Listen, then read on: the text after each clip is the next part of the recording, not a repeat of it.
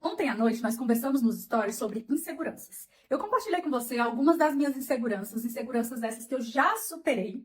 E eu quero hoje compartilhar com vocês algo que eu aprendi durante esse meu processo de superação de inseguranças.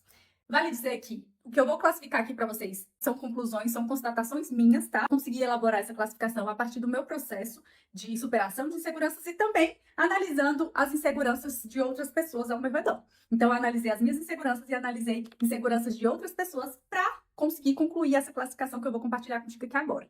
Então, presta atenção, porque eu acho que vai fazer muito sentido para você. Ao longo do meu processo, analisando meu processo e analisando as inseguranças de outras pessoas, eu pude constatar que as inseguranças, elas podem ser classificadas em 3 tipos. E quais seriam esses 3 tipos? O primeiro delas seria a insegurança herdada. E o que seria uma insegurança herdada? É aquela insegurança que ela é causada em você em razão de comportamento de outras pessoas. Então, não tem a ver necessariamente com você, mas essa insegurança é criada em você a partir do comportamento que outra pessoa tem com você.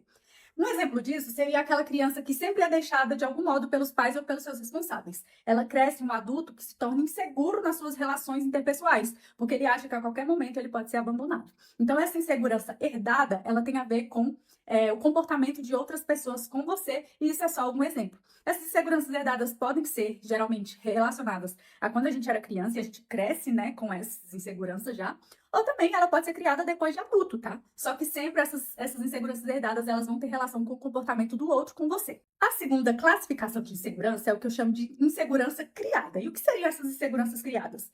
Nada mais é do que aquela insegurança que só existe aqui na sua cabeça. Ela não é real, ela não é verdadeira, mas ela tá aqui na sua cabeça. Você se sente inseguro por coisas que você mesmo criou. Então, o que seria um exemplo de insegurança criada? Por exemplo, você é muito boa executando determinada tarefa. Por exemplo, você é muito boa em escrever. E isso é perceptível, é notável. Todo mundo consegue perceber que você é boa escrevendo. Só que você não se acha boa escrevendo. Perceba que todos ao seu redor notam essa sua habilidade, menos você. Isso é uma insegurança criada, ela não é real. E o terceiro tipo de insegurança que eu classifico são as inseguranças reais. O que seriam as inseguranças reais? Diferente da insegurança criada, que só existe aqui na sua cabeça, as inseguranças reais, como o próprio nome já diz, são inseguranças que verdadeiramente existem. E elas têm uma razão de ser.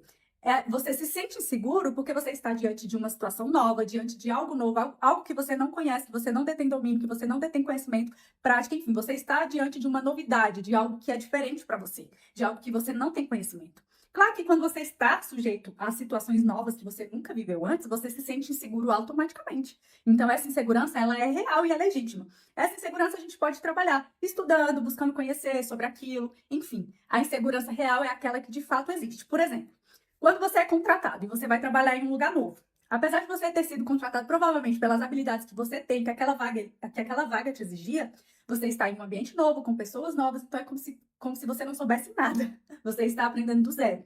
Nessa situação, você se sente inseguro, e isso é uma insegurança real. Então, o que eu te sugiro hoje, depois de classificar as inseguranças em 3 tipos? Sugiro que você liste todas as inseguranças que você tem hoje, liste todas elas.